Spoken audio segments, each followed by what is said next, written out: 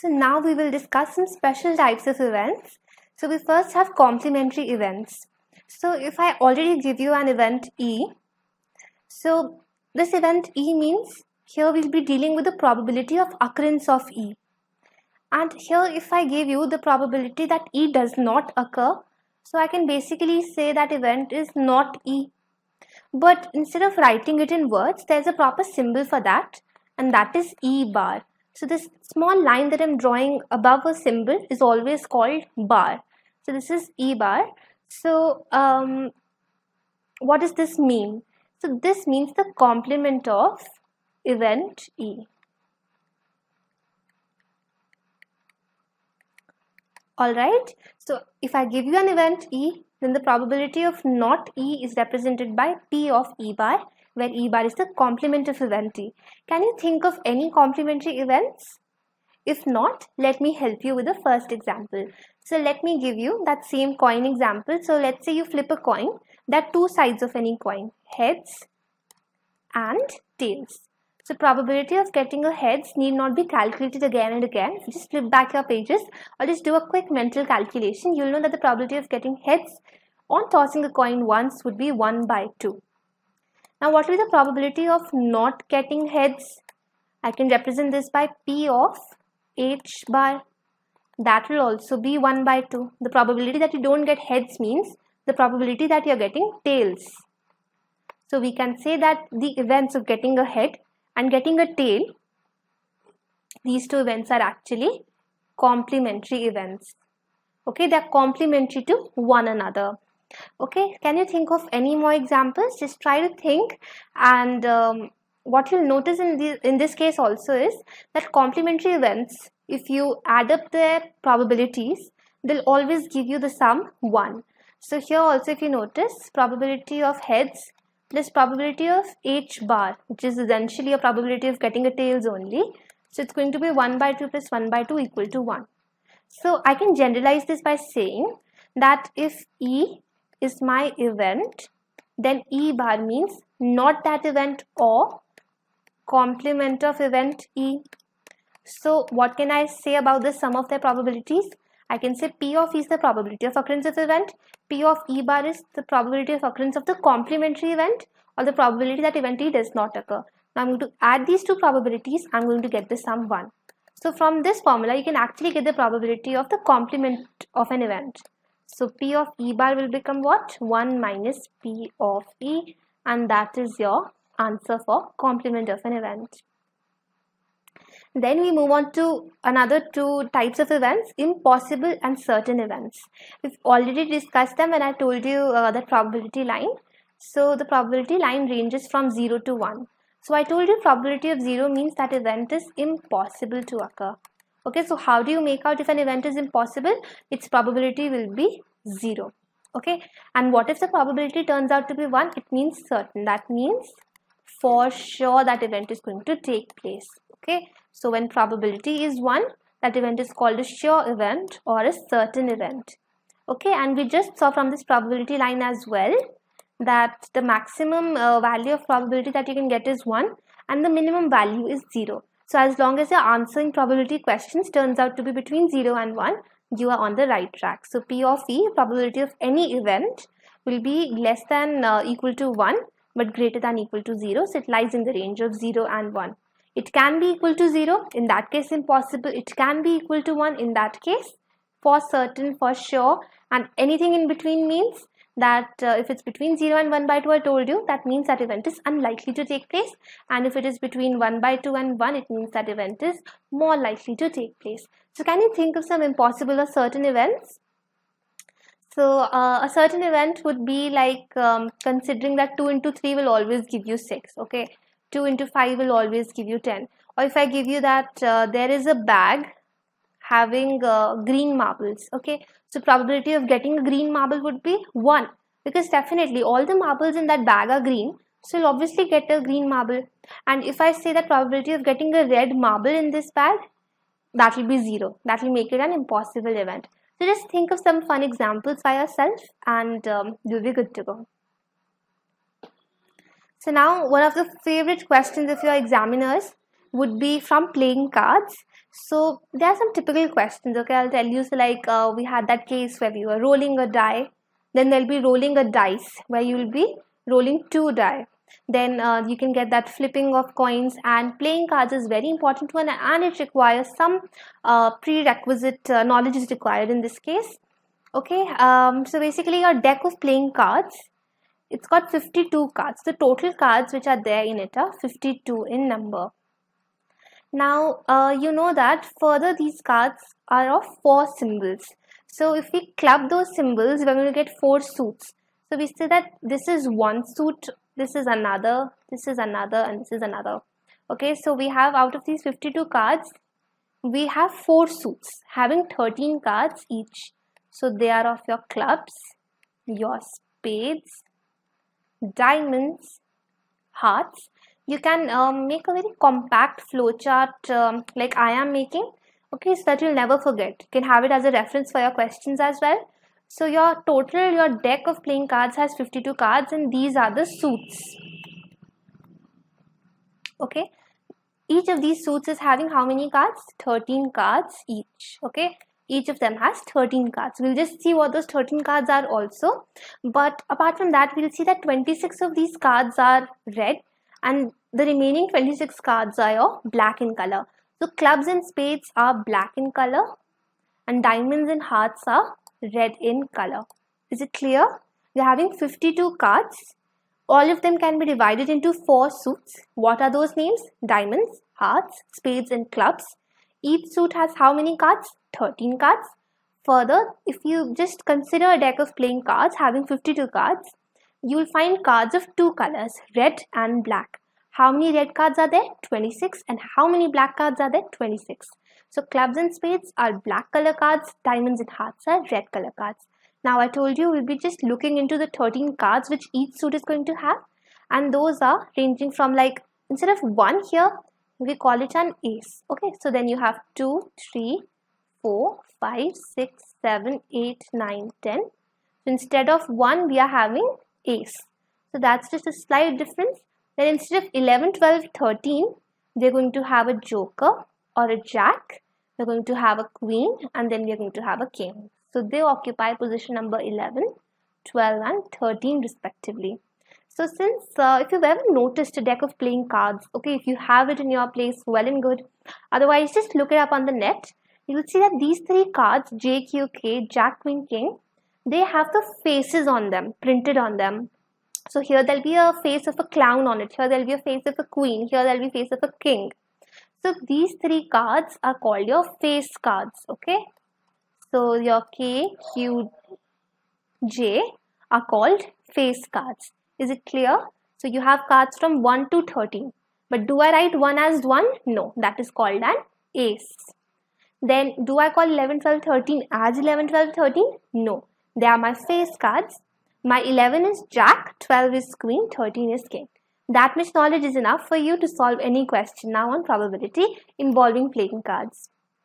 So talking about playing cards, example number 4 is all about it.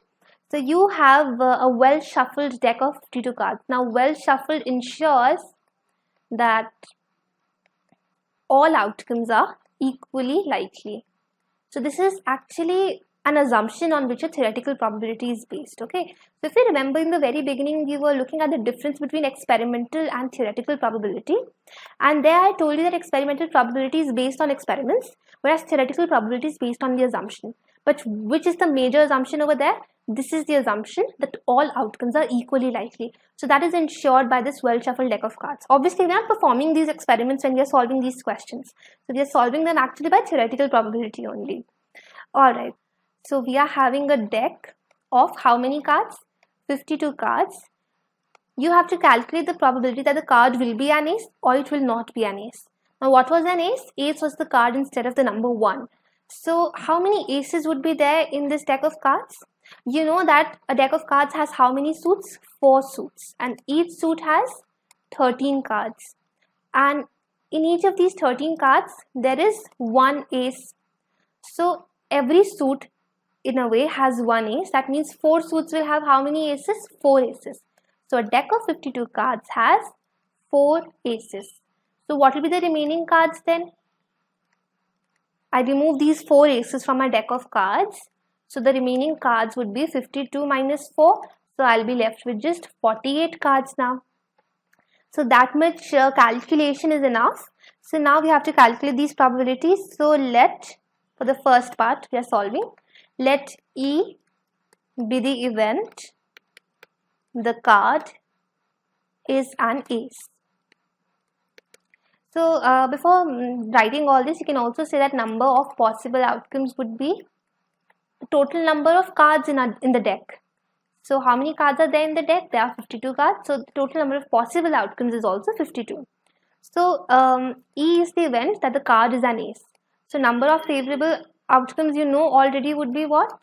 We've just calculated that there will be 4 aces. So number of favorable outcomes is 4. For this event E, that an ace could be the card that we're drawing out from a deck of cards. So what will be the probability of E? What is the formula that we are employing so far? Number of favorable outcomes upon the denominator has number of possible outcomes. Alright. So now number of favorable outcomes is 4. Number of possible outcomes was 52. We have 52 cards. Can we simplify this fraction? Yes. So please do that. That will make it 1 by 13. So this is the probability of it being an ace. Now similarly, let's do it for probability of not an ace. So how do we go about this second part? So we say that let F be the event of not an ace. So then how many favorable outcomes are we expecting here? So not an ace means the remaining cards. We just calculated the remaining cards would be how many number? They would be 48. 52 minus 4. We've calculated this before. And then you have to find P of F, which means number of favorable outcomes, that is 48, upon number of possible outcomes, which is 52. So can you cancel them out? Yes, you can, and that will become 12 by 13. Okay, so we've calculated the two probabilities. Here the answer was 1 by 13, and here it's turning out to be 12 by 13. But they're not probabilities, not just about numbers. You can definitely draw some inferences from the data that you're getting. So here, probability of an event and not an event. Does that remind you of something? Yes, so we are dealing with complementary events over here actually. So I can say my P of E is the probability of getting an ace. So P of not E can be represented by P of E bar, probability of not an ace, which has been represented by P of F so far. So if they are complementary events, I told you that the sum of these probabilities would be what? It will be 1. So if you do P of E plus P of F, it will turn out to be 1 by 13 plus 12 by 13, which is 13 upon 13, and that is 1.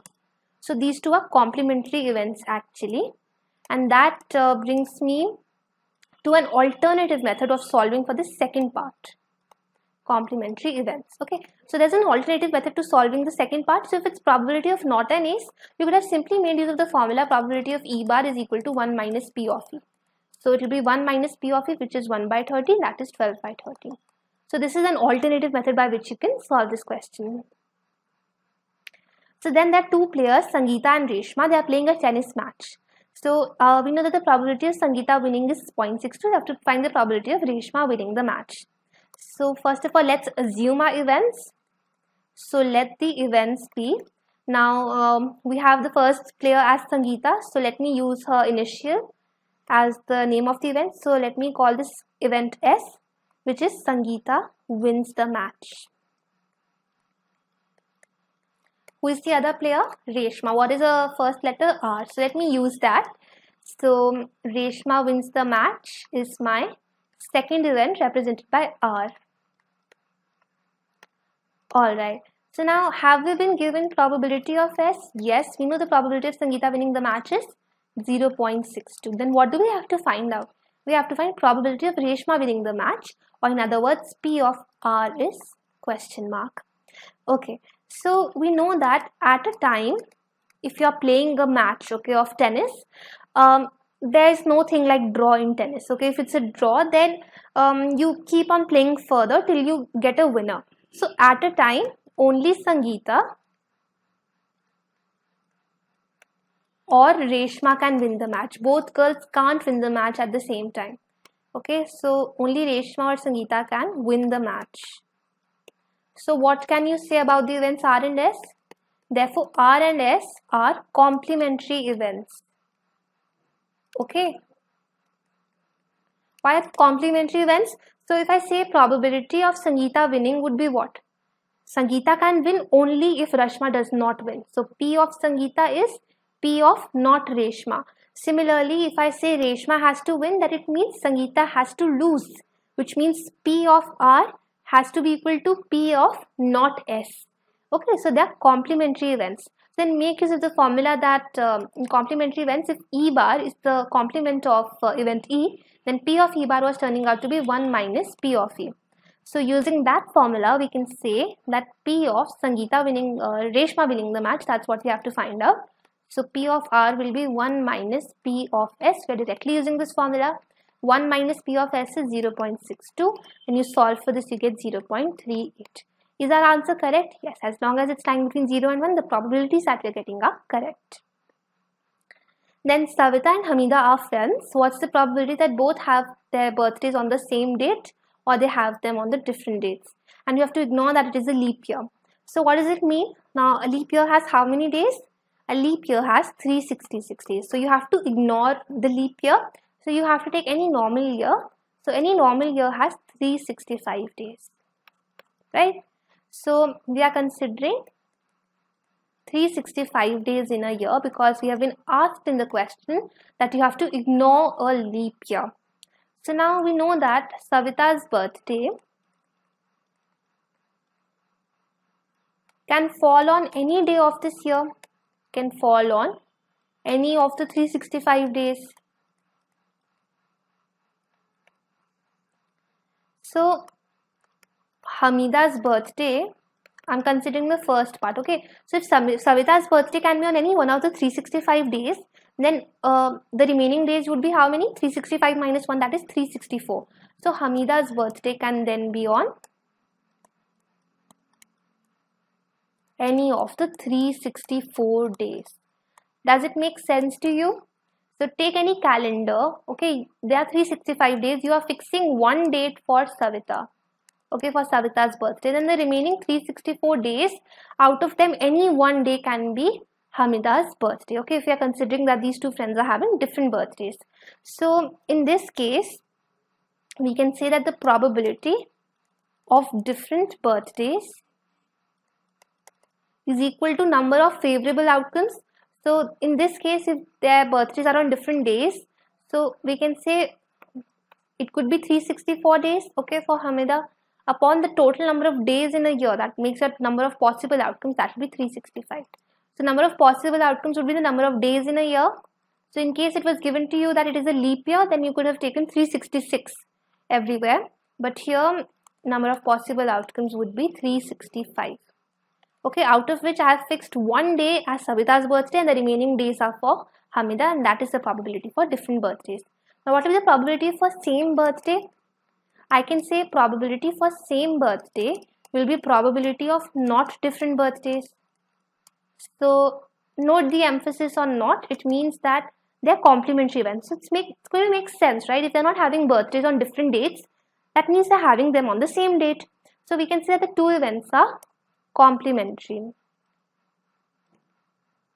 Okay, so basically they are complementary events.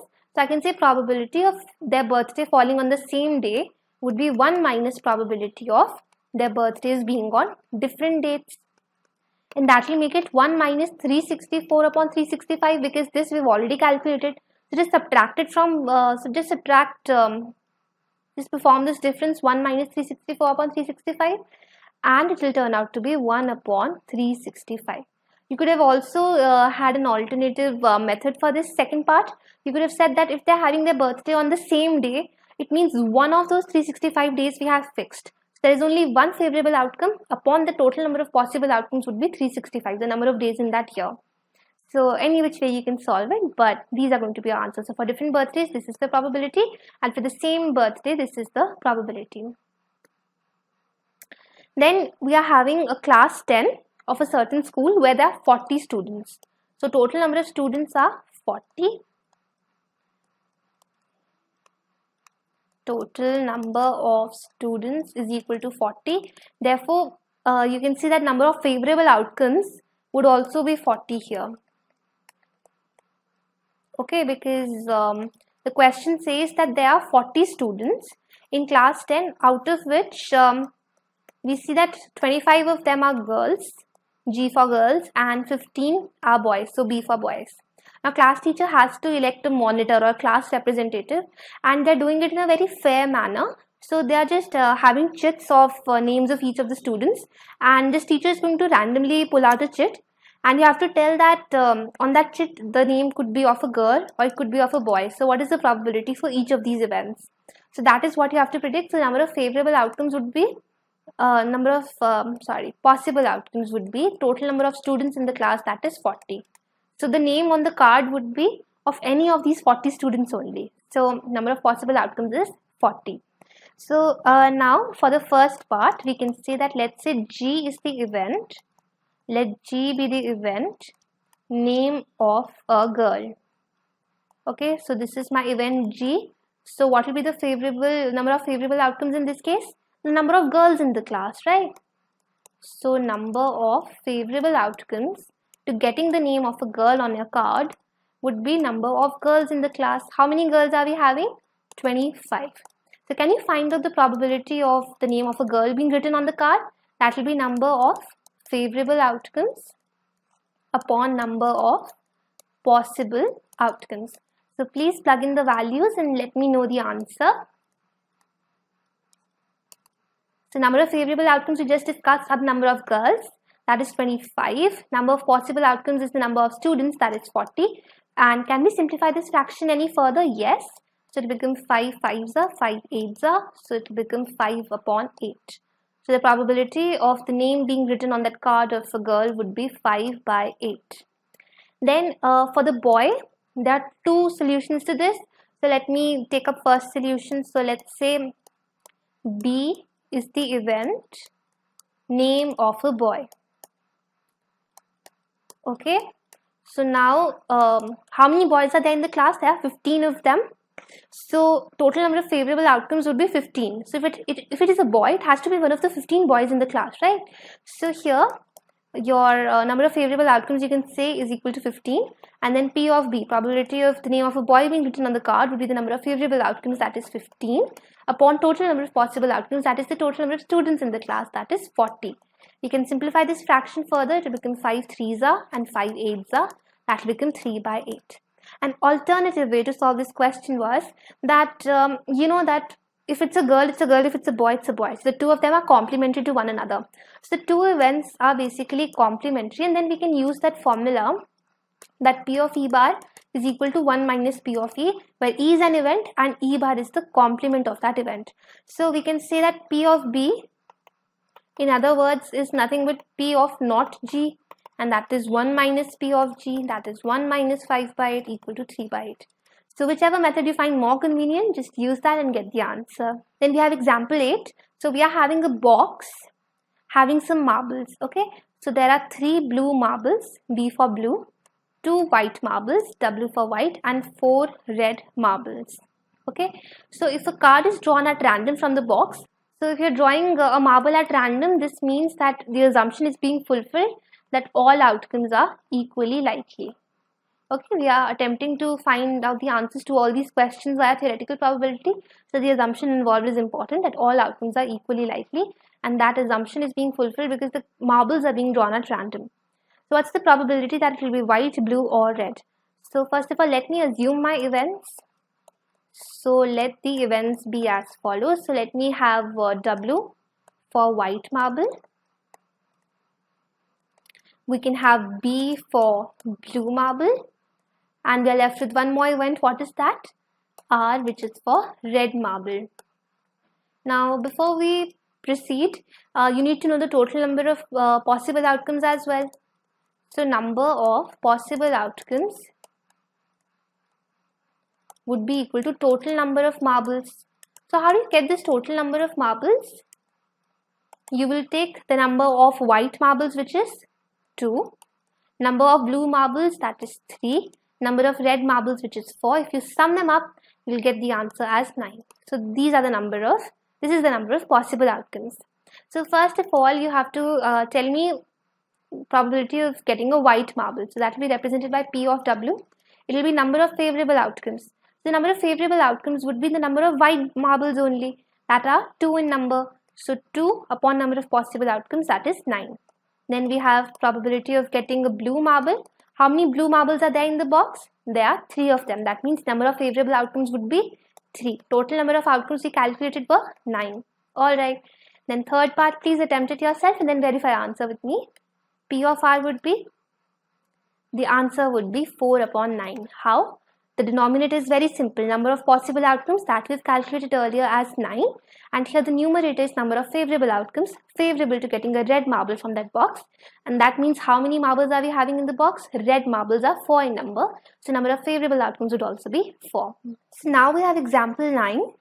Harpreet tosses 2 different coins simultaneously. One is of rupee 1 and the other is of 2 rupees. You have to find out the probability that she gets at least one head.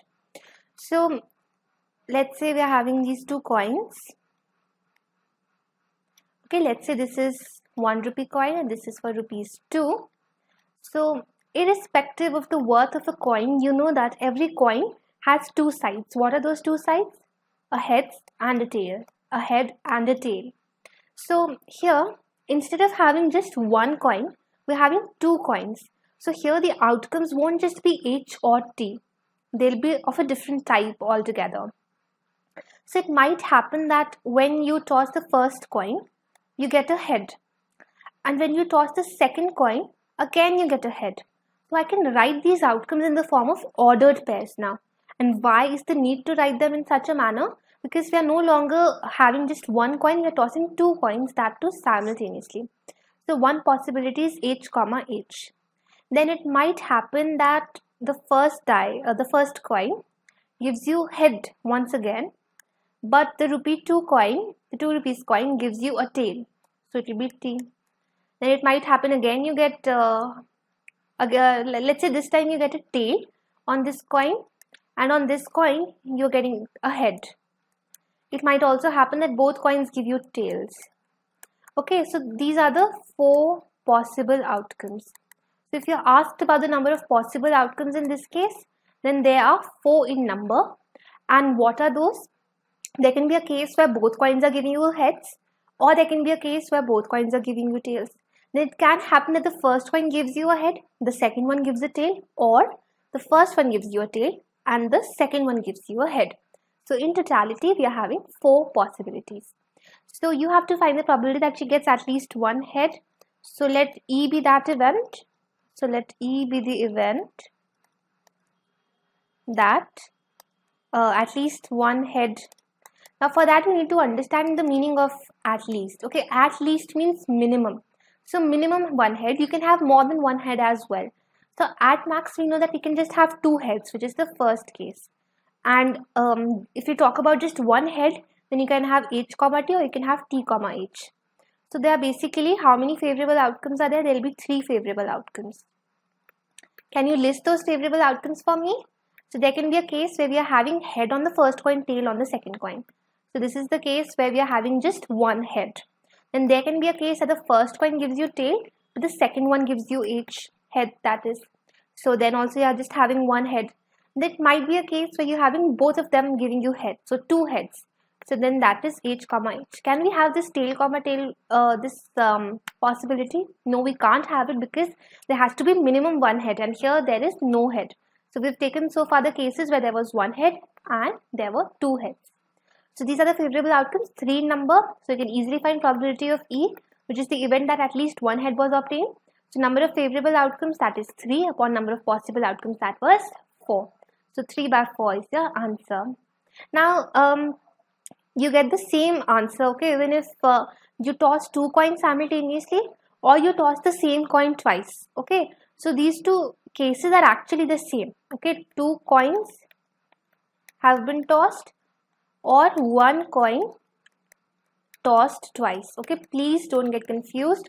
Both of them will give you the same possible outcomes. Depending on the question, you just write your favorable outcomes. That's the only difference. Okay, but these 2 cases are actually the same. So then we have this game of musical chair. Now you know that when you're playing this game, not all people go about playing the game. Someone has to wait and play the music. So that person has been given some special instructions that you can start playing the music at any time, but you have to stop it within 2 minutes. So within 2 minutes means anywhere between 0 and 2 minutes you have to stop it. So anywhere. This entire 2-minute window is available to you. Just stop the music anytime between 0 and 2 minutes. So the event that is of interest to us is that what is the probability if the music has to be stopped within the first half minute after starting. So 0 and to the half of there would be 1 somewhere over here, and half minute means here. So this area is of interest to us, this length, but this is the possibility.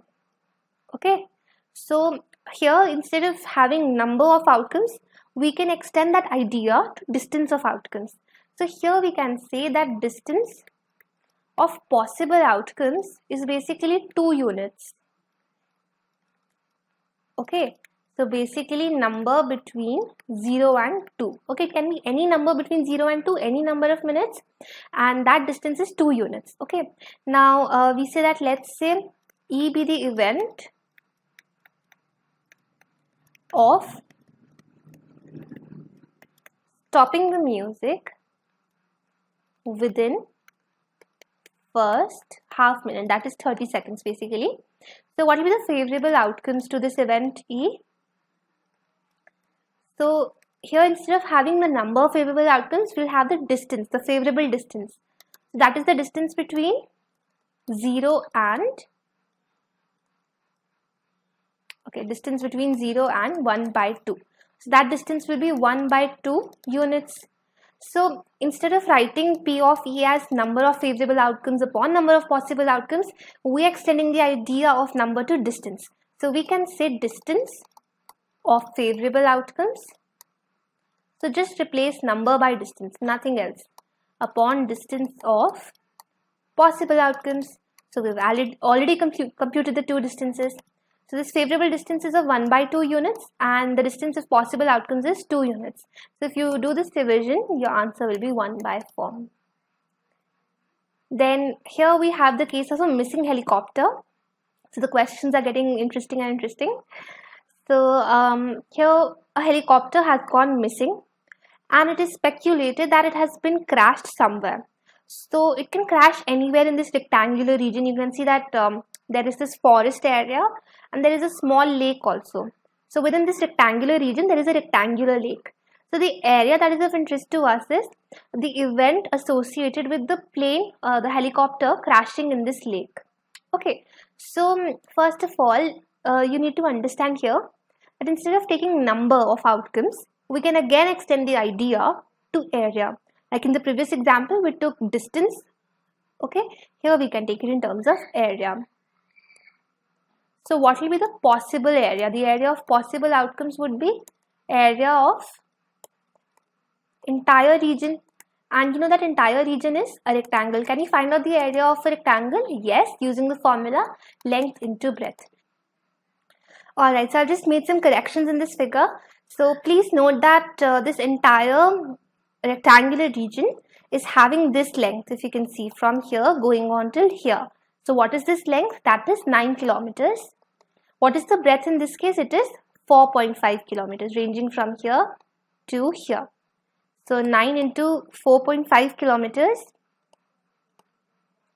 would be 40.5, and area has units distance square, so in this case it will be kilometer square.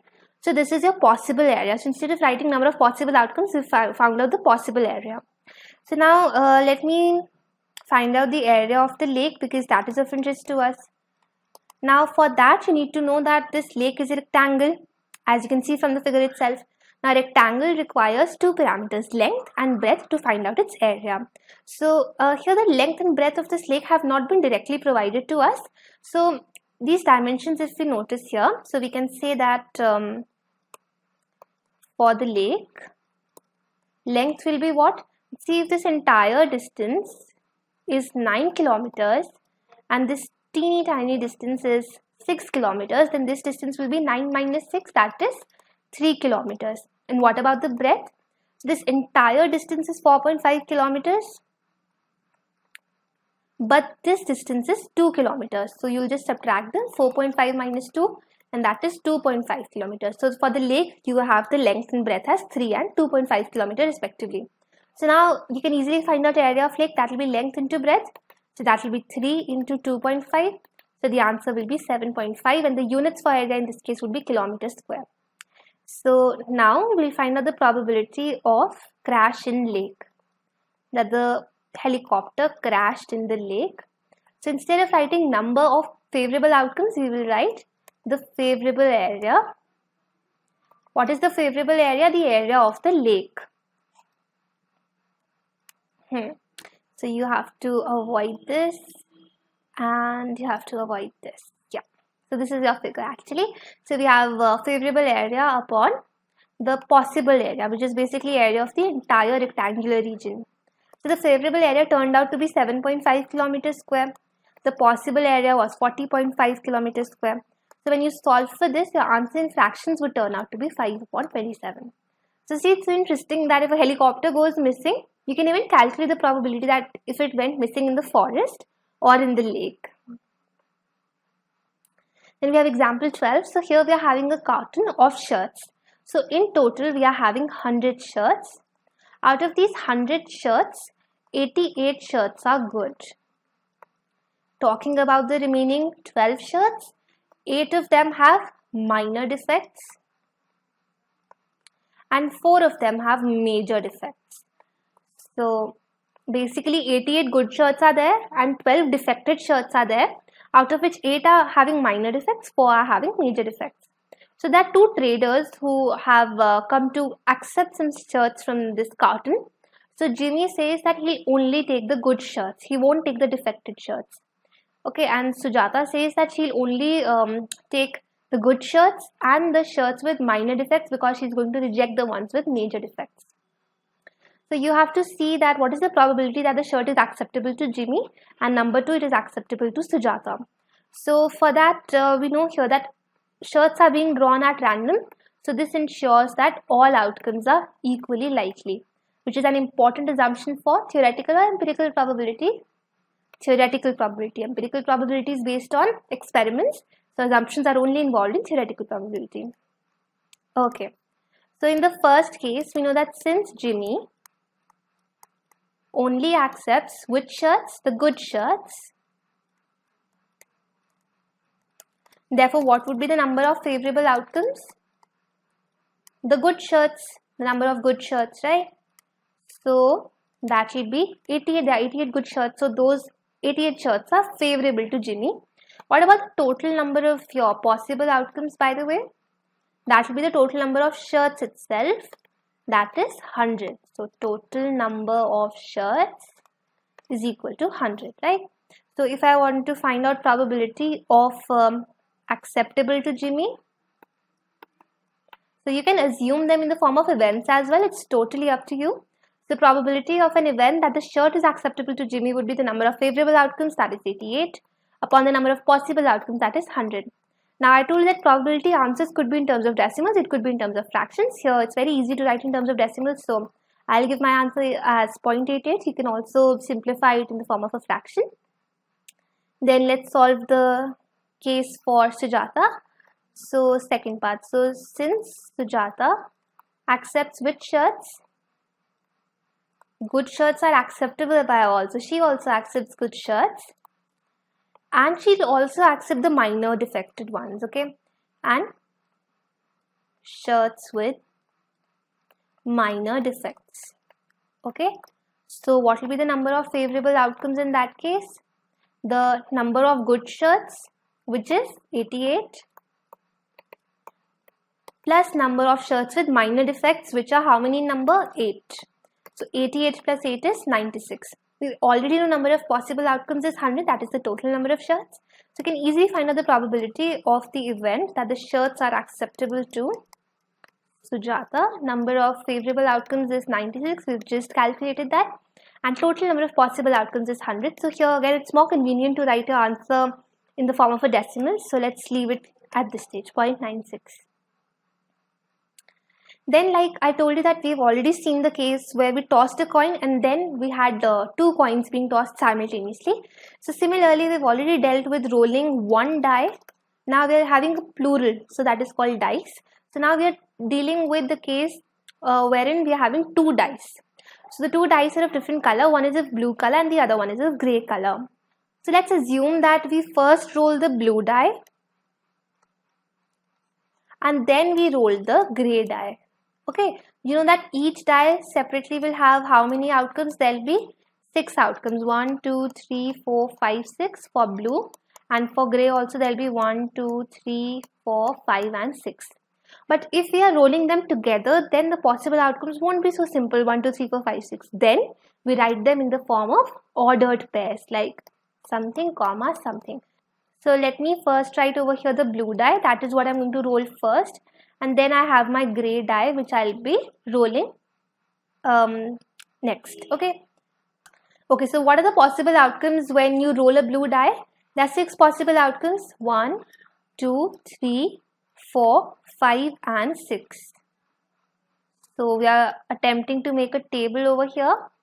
So for gray die also, what are the outcomes? 1, 2, 3, 4, 5 and 6. Note that I am leaving some space over here because you will be fitting in 2 numbers now, because we are dealing with ordered pairs. Please make these columns. Make use of a ruler, otherwise it will look a bit shabby like mine is looking right now. So do one more thing here. Shift this a little up. So right here 1, 2, 3, 4, 5 and 6. Please make these rows as well.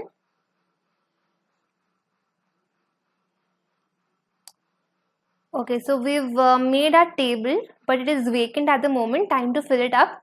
So if I'm rolling my blue die first, so I'll have 1, comma, and then let's say here also I'm having this 1, so 1. Then I'm having 1 and 2, so 1, comma 2. Then I'm having 1 and 3.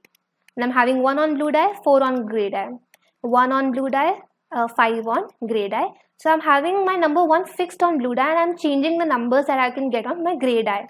So here I end with 1, 6. Now we fix 2 for the blue die and we change the numbers for gray die. So just fill the table with 2, 1, 2, 2, 2, 3, 2, 4, 2, 5, 2, 6. Then we fix 3, we get 3, 1, 3, 2, 3, 3, 3, 4. It's a bit cumbersome, I agree, but it will make the entire process much easier. So then we have fixed 4 on the blue die and we write the possible outcomes. Then time to fix 5. So you will have 5, 1, 5, 2, 5, 3, 5, 4, 5, 5, 5, 6. Now on a side note, I will tell you that if you roll 2 die simultaneously, it's same as rolling the same die twice. Okay, still you will get this table only for the possible outcomes. Okay, so just be very careful with that. So now first of all, tell me what will be the number of possible outcomes. What will be the total number of outcomes? So there are 6 for the blue die, 6 for the gray die. Just multiply them, that will be 36, or you can even count them over here. You will get 36 possibilities. Then you have probability. Let's take the first question. The first question says that the event is that the sum of 2 numbers is 8. So probability sum is equal to 8. So what would this probability be? So for this you require a number of favorable outcomes as well. So what are the favorable outcomes where you get the sum 8? Please look into your table, you will get to know. So the favorable outcomes are, first is 2, 6. Okay, then here we have 3, 5. Alright. Then we have 5, 3. We have 6, 2. Is it all? Like, or are there any more favorable outcomes? There's one more, that is this 4, 4. So please note that here I am writing 1, 2, but that's not same as 2, 1. There are 2 different outcomes. 1, 2 is when on the first die you are having 1 and 2 on the second die. Whereas 2, 1 is where you are getting 2 on the first die and 1 on the second die. Okay, so count these favorable outcomes. They are going to be 1, 2, 3, 4 and 5. So that's 5 upon number of possible outcomes is 36. It's good that this fraction cannot be simplified any further, so we leave our answer at this stage. 5,36 is the first part's answer. Now just have this table as reference, but I'm clearing up the space right now. So then you have probability for the second part, that the sum is equal to 13. So number of possible outcomes will remain the same, okay, no matter what, that will be 36. But the favorable outcomes will keep on changing. So look at a chart of outcomes and tell me when can you get a sum of 13. Well, you can never get a sum of 13 because 6, 6 is the maximum that you can reach, okay, and 6 plus 6 is 12. So the maximum sum when you roll two dice simultaneously can be 12. Okay, that is 6 plus 6, 12. You can't exceed that. So definitely there's no way you're getting sum as 13. So we can say that probability of sum is equal to 13 is equal to number of favorable outcomes, that is 0, upon total number of possible outcomes, that is 36, that is 0. So when do we get a probability 0? If you remember the probability line, that is when the event is impossible. So here for sure we can say that this event of getting the sum of two numbers on top of the dice as 13 is impossible. Then we have the third part where we are having probability of sum less than or equal to 12. So it's like this. So to get to know this, you need to know the favorable outcomes. So when will you get a sum less than or equal to 12? Well, I told you that the maximum sum that we can attain is 12. That means all the possibilities that we've discussed so far, that were 36 in number, all of them are favorable outcomes because maximum sum is 12 only. So 12 and less than 12. So all outcomes are covered here. So number of favorable outcomes is 36. Total number of possible outcomes is also 36. That gives you probability 1. Again, remember your probability line and tell me when do we get probability equal to 1? That is when we can say very certainly that this event is a sure event or it is a certain event. That means this will happen 100% and this will happen not at all. Okay, this will be like 0% chance of occurrence of this event. So did you just notice that apart from getting probabilities between 0 and 1, here in this question we were having a case of impossible event as well and certain event as well. So you can quote them also as examples in those topics where we were talking about the two events. So with this we come to the end of this chapter. Let's wrap it up with a quick revision. So what all did we understand in this chapter? We first of all understood the difference between experimental and theoretical probability. So what is the difference though? Experimental probability is based on experiments and theoretical probability is based on assumptions. I won't spare you here. I'll ask you more questions. What are the other names for experimental and theoretical probability? So here we also call this empirical. Empirical also means experimental, and theoretical probability has the other name, classical probability. Alright. Then what about theoretical probability? The assumption we are saying it's based on some assumption. So what is that assumption though? So the assumption is that all outcomes are equally likely. Okay. Then why do we have these separate probabilities and how do we attempt to go about them? So basically we have separate probabilities, but the good part is that when we perform an experiment several times, the experiment and theoretical probability, they turn out to be in sync with one another. Then we also noticed here that there is a probability line. That line goes from 0 till 1. So the probability of any event can be equal to 0, can be equal to 1, but overall it will lie in this range of 0 and 1. So 0 means the event is impossible. 1 means what? That the event is certain.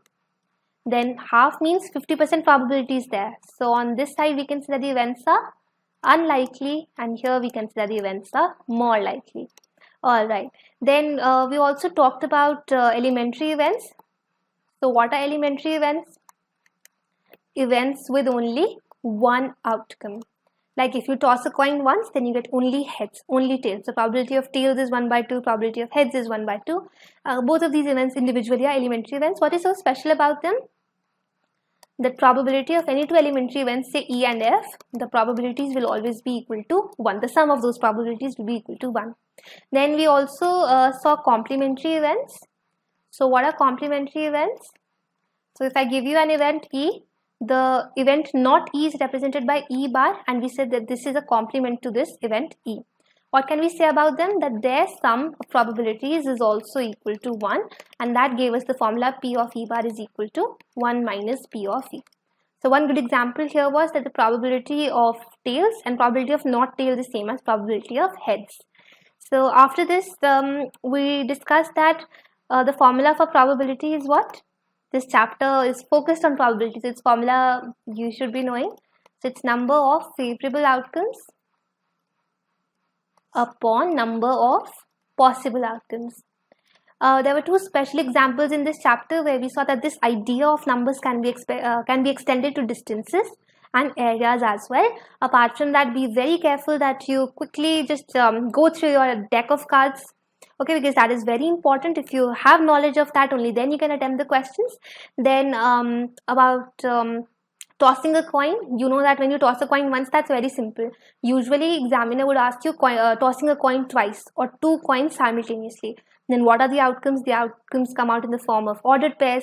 Then rolling a die is also a simple one. They can give you rolling two die together or rolling the same die twice.